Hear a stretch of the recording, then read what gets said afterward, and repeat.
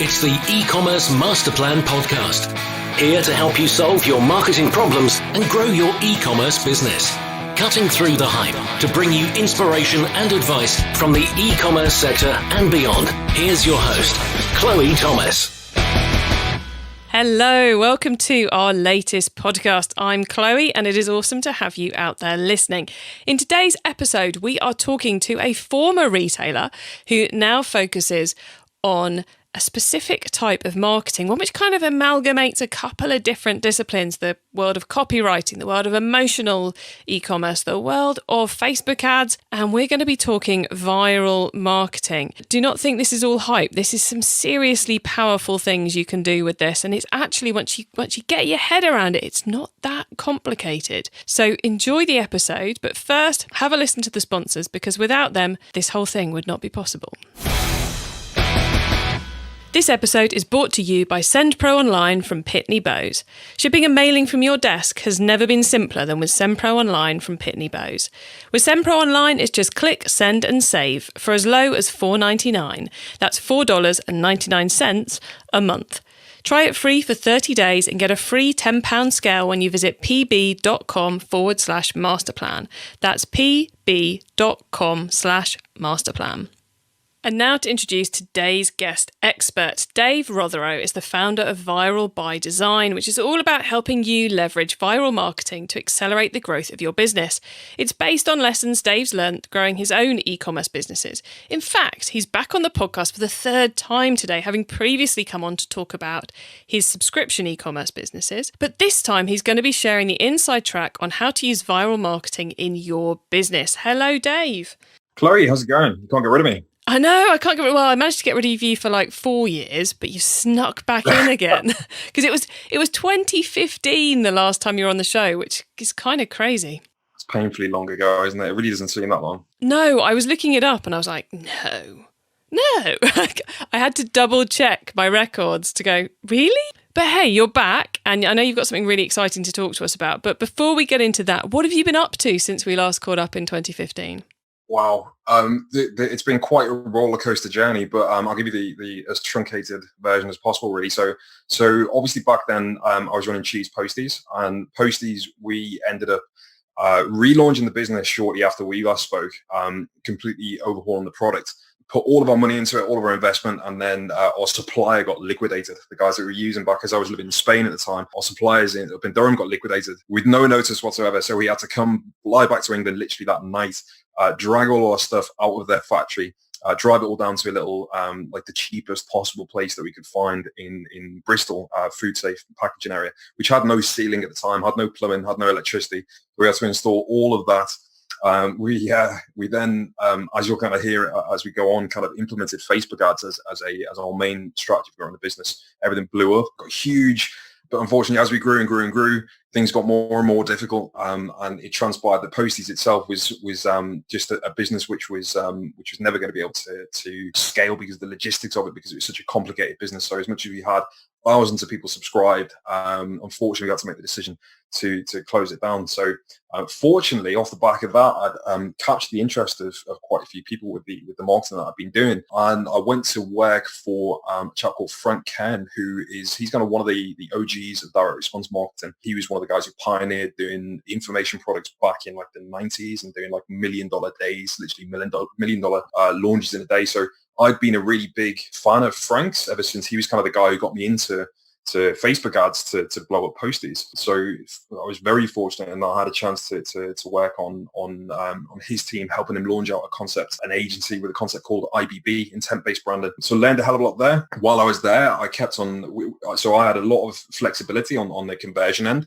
on the ads that would actually lead to sales after the branding exercise that we've been doing. I kept on implementing these principles which I'd learned in Posties with the viral kind of principles, the reasons that people shared, etc. And every single time they worked like crazy. So I figured, right, I've got to go out on my own, back out on my own into the wild again, and do this, or get it out to a broader audience. So yeah, off the back of that, I launched Viral by Design. I carried on doing this for clients. I'm doing it right now for a few clients, basically creating viral videos primarily. So taking the concepts that we built Posties on, the concepts that we managed to grow and scale our business, and applying them to lots of different niches or niches, depending on where you're on the world. So yeah, that's basically where I am now. So with Viral by Design is a podcast in the making, and a project which centers around taking the principles of virality, the core principles of why people share, why people engage, and injecting them into every area of your business. Okay, we have to start then by me asking you, what are the principles of virality? Because I can't leave that one hanging. Yeah, so essentially, virality is something that people get really scared about, or not necessarily scared, but it's something which people have got in their head that it's impossible to make something go viral, or for it to go viral, then it's got to be daft, or a cat video, or an argument about the color of a dress. But in reality, in all of these things, if you go and start to analyze anything and everything that's gone viral, then you start to see trends. And what I start to uncover is kind of a recipe card of psychological tricks and hacks and things essentially which make people share. So there's kind of like there's a core underlying, if there's one big core underlying reason that people share stuff, it's because it makes them look good. It's this thing referred to as social currency. So people generally share stuff because they think it represents them. You see this, the psychology of this reflected in even the kind of syntax of social media platforms. For example, for a long time with Facebook, when you shared something and somebody liked it, if you shared a page's post and somebody liked it, Facebook would tell you in your notifications, so-and-so, your friend liked your post, right? So there's a lot of kind of interesting stuff around that. But the main thing to understand is that people primarily share stuff to make themselves look good. And even more deep than that, they share stuff to people that they to strengthen their bond with those people. So for example, if you, and I can never come up on the fly with a very good example of this, but essentially people are more likely to share something which is very, very niche. So if you've got a friend who's a stamp collector and you see an interesting article about stamp collecting, you're very likely to share that to that friend. Whereas if you've got a bunch of friends who like football and you see an article about football, it's less likely that you'll share that. Does that make sense?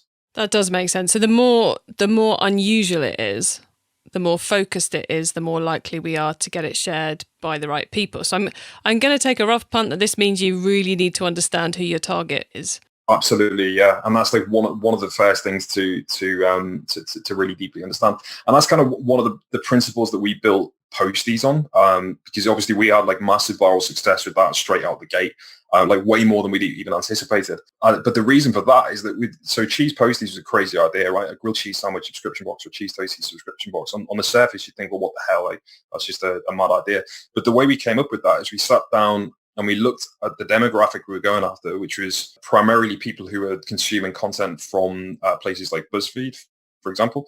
So we looked at what was getting shared on BuzzFeed, what was the most popular thing on BuzzFeed, and started on various other channels. It wasn't just BuzzFeed, but the things that were getting shared, the things that were getting the most engagement were melted cheese, were unusual combinations of not just food, but unusual combinations of anything, because they drove conversation. They got people to engage because it caused controversy. And also subscription boxes, they were huge at the time, and particularly BuzzFeed and a few other places were taking an interest. So we knew that our best demographic, the people we wanted to access, consumed this content. So we went to look at the content they were already consuming, and essentially to get their attention, we gave them something they were already paying attention of, an amalgamation of three things that they were paying attention to. Subscription boxes, crazy combinations. And there you go. There we go. Cool. So for the first principle of virality then is, who is the customer? What are the other principles? There's a few different things, and I've kind of got a recipe card which I'll send over to you. Maybe you can add to the blog notes of this podcast. But there's a few different things, and you don't necessarily. It's kind of, so the reason I call it a recipe card is you don't need all of them to make something go viral. The more of them you can get in, the more chance you've got, if that makes sense. So for example, stories and narratives, so people relate to stories the way that we've learned to learn. So ever since we're kids, we're told stories by our parents, by our teachers, by our families, etc. And therefore we've kind of got it beaten into us. Well, not beaten into us, hopefully, but we've been taught to learn with stories and narratives. And therefore, injecting stories and narratives into your advertising, into your videos, makes them far, far more accessible and far, far more effective. So, and that can be a story or a narrative. This is somewhere where I really used to get held up when I was first reading into marketing, the idea of narratives and stories. But it can be something as simple, e-commerce specific, as demonstrating how your product is used, demonstrating the whole experience. So with Posties, we saw massive success when we started. So again, with the concepts of virality, when we started advertising on Facebook, we went and modeled what the videos that were already being consumed by the demographic. So we went and looked at what was getting shared on Facebook, and it was stuff like BuzzFeed Tasty, etc. These top-down recipe videos showing the process of something being made. So our videos all showed the process of the package you're having in the post, it being opened, it being made, and people kind of then get like context for what it is. And not only does that make it more viral because it's more consumable, but also helps people to understand, see your product in their life. And it's kind of like a step forward to them actually becoming a customer. You start to bridge that gap of them starting to see your products in their life, if that makes sense. The other principles, one of which of course is simplicity. It's very difficult to make a complex idea go viral because people need to be able to wrap their head around it. Social currency that we spoke about before. So does it make the person who's sharing it look good? Does it strengthen their bond? Are you accessing a conversation between two people? As I'll kind of come on to in a second. Remarkability. People don't share boring stuff. So how do you find the remarkable elements of your business? And I think, there is a remarkable element to everyone's business. It's just maybe you've lost sight of it because, as business owners, we're often in things so deep that you can't really see the wood for the trees. But there's a reason that you got into the business that you're in, or into the niche or niche again that you're in. And that is, but the reason that you got into it is probably that's probably the element of your business that's going to get other people excited enough for them to share and engage. Then there's intrigue. So creating intrigue around your product, like giving people a reason to keep watching. There's this really interesting psychological thing called gap theory. So as humans, we naturally want to close loops. So if somebody creates a question on mind, we need to answer it. It's kind of like an itch that needs to be scratched. So this whole concept of gap theory is that if you can create gaps in people's knowledge, ask questions which need to be resolved. That's why you'll see a lot of viral headlines will be questions. Then you create a loop which needs to be closed in their mind so that they're more likely to engage and to watch further, etc. Grab their attention. Practical value is another one, which is essentially helping people. If you can help people, just to very briefly give you an example of this, to give you some context. BuzzFeed Nifty, one of the most highly engaged channels on the internet, and that's literally just showing people how to do handy craft stuff they can do around the house. And then emotion is obviously a huge one. And emotions, it's really interesting. And one of the core principles of viral by design is that this crossover between virality and between direct response marketing. There's lots of things which cross over, and one of them is emotion. So the same emotions that will get people to engage are the similar ones that will get people to buy as well. And primarily, they need to be emotions that invoke physiological arousal in people. So the example I always use is when you get off a treadmill, or if you go and do some vigorous exercise, and then you go and have a conversation with somebody, you probably start to talk a lot more, or give a lot more insight, or say more than you would normally say, because you're physiologically aroused, and that's the impact that it has on you physiologically. Another example that I use is so I used to tour with a rock band, and we would tour around the south of France years and years back, and we very narrowly avoided what would have been a life-changing / life-ending car crash. And immediately afterwards, myself and my lead singer who was driving sat and laughed hysterically for no reason whatsoever for an hour. But it's because of this physiological arousal. It makes you do unusual things that you wouldn't normally do. And that's an extreme example triggered by an actual event. Whereas you can do that with emotion, and you can cause people to do things that they wouldn't normally do. Or you can cause people to get off their rears and actually get their credit card out and buy if they want to, but they're just putting it off, by evoking physiological arousal in them with emotions like anger, anxiety, excitement, humor, or the idea of self-transcendence, these kind of emotions. Very cool. So there's a lot of different angles then at which we can come at this viral marketing. So is it something which any business can do, or have you got to have a funky, cool product? Because I think that's where a lot of people get stuck, is they're like, well, I love the idea of it going viral, but our product's just too dull. Yeah, definitely. And that's the sad thing, is that's where most people stop. But there is something about whether it's about you, whether it's about your products, or whether it's about your business, whether it's about the reason that you got into your business. There is something inside there which will connect you with your ideal customers. Again, it's probably related to the reason that you got into it in the first place. But in terms of viral marketing, really, like, to kind of try and summarize it in a sentence, it's about accessing the conversation between two people. So the reason that anything goes viral is because people share it. And for people to share something, they need to have a reason to tell somebody else, right? And therefore, if you can identify the thing in your business which is unique enough that somebody would talk about it with their friend, that's the way that you start to create something viral. So if we think of it almost as like a conversation starter, is that a good kind of simple way of thinking about these? Yeah, absolutely. Yeah. It needs to drive conversation. That's why, Facebook used to have a metric. They've got rid of it now, but they used to have two metrics: positive feedback and negative feedback. And the most successful, this is in Facebook Ads Manager, the most successful ads that we ever ran, both of those metrics maxed out. So they obviously go from a scale of 0 to 10. Our most successful ads had positive and negative feedback at 10. Because they were driving conversation, because some people were really pissed off about what we were doing, and some people were really excited about it. And it's that conversation which creates a lot of movement. And not only does it create the conversation itself, but it creates engagement, which in turn drops your ad costs significantly, because Facebook primarily want people to have a good experience on their platform. In fact, even more importantly than that, they want people to stick around on their platform. And if they're engaging, if your content's causing them to engage, regardless of whether you're promoting the content or not, content that people are engaging with is stuff that they will reward with more reach. So if you're creating that controversy, or regardless of controversy, if you're creating that conversation and engagement, then Facebook love it. The users consuming it love it. Your customers love it. You get a lot more visibility and a lot more reach. We've mentioned advertising there a couple of times. If the old adage about viral marketing was it was a bit more like PR, in that you didn't have to pay for it in inverted commas, because there's a cost to everything we do. But do we need to use advertising in some way to create a marketing piece going viral? So here's the thing about advertising. Advertising amplifies anything, right? So if you've got crap content, then it's going to amplify that. If you've got very good content, it's going to amplify that as well. Huge viral media companies have got the advantage that they've got very large, engaged, organic followings. But even they haven't spoken to, I spoke to Jamie Bolden a few months ago on the Viral by Design podcast, and he says their engagement has absolutely hit the floor compared to what it used to be. So even viral media agencies rely on ads to at various different points of their sales process, right? So if they're working with clients, a lot of the time now, they'll take advantage of the organic following they've got, use ads to boost it, and then potentially use ads to retarget to people. Essentially, you've got to weigh up. There's no kind of set and like clean and cut answer, unfortunately. If you've got a huge organic following, then a lot easier for you to get, immediate large reach and immediate sort of virality.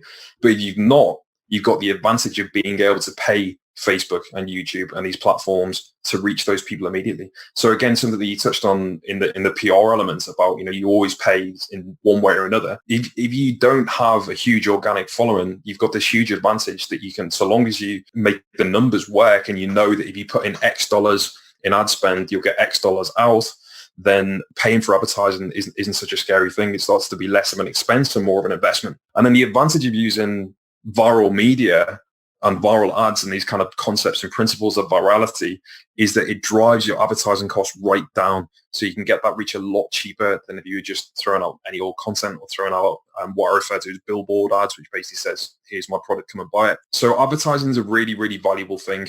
And I think everyone really needs to get their head around seeing it as an investment rather than an expense, and creating content which is really engaging and going with the grain on Facebook. I think people often approach advertising on social media with a mindset of it being an advert. And I think I try to encourage everybody that I work with to approach it from more of an entertainment basis. Like I kind of refer to as edutainment, so it educates and entertains people at the same time. It educates them about your business and the fact that you've got a sales proposition for them.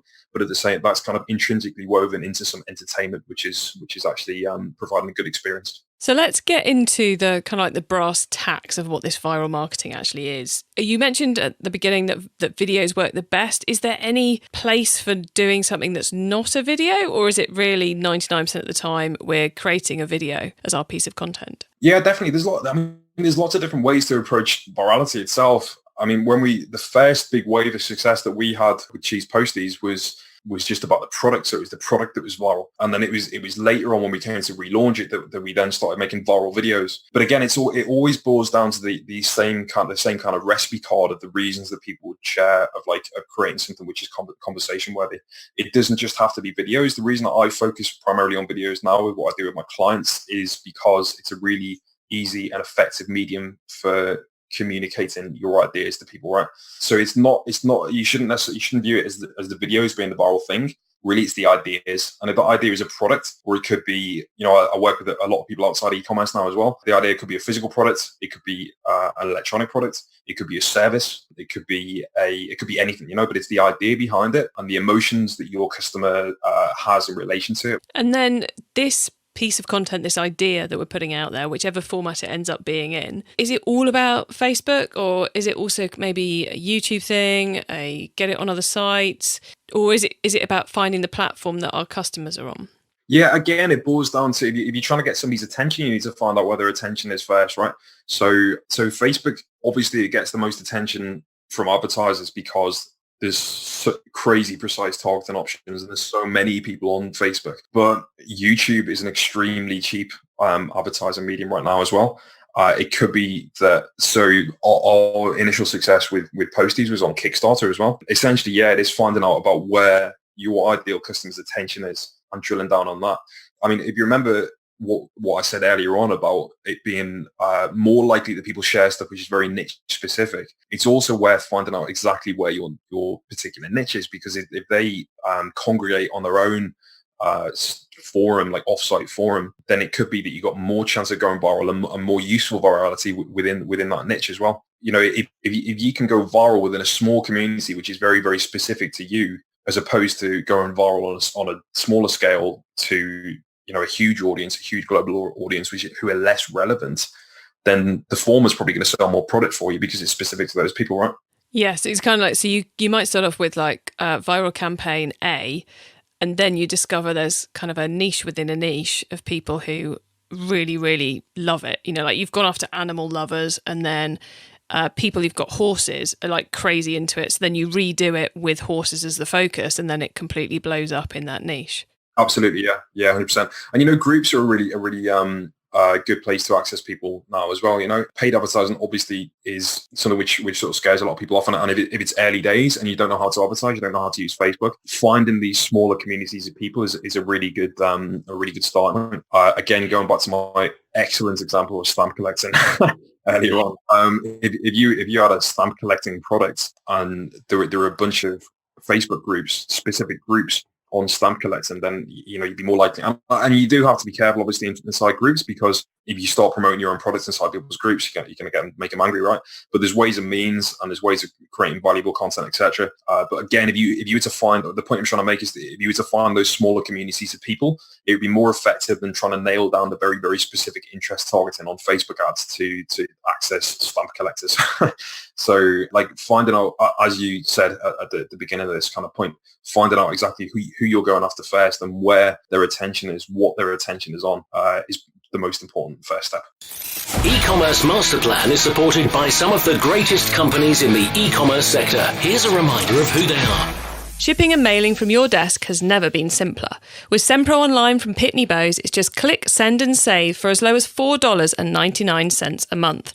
Send envelopes, flats and packages right from your desk. And for being an e-commerce master plan listener, you'll receive a free 30-day trial to get started and a free £10 scale to ensure that you never overpay.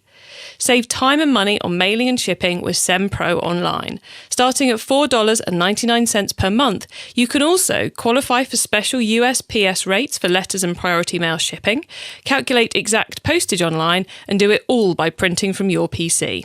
Go to pb.com/masterplan to access this special offer for a free 30-day trial plus a free £10 scale to get you started.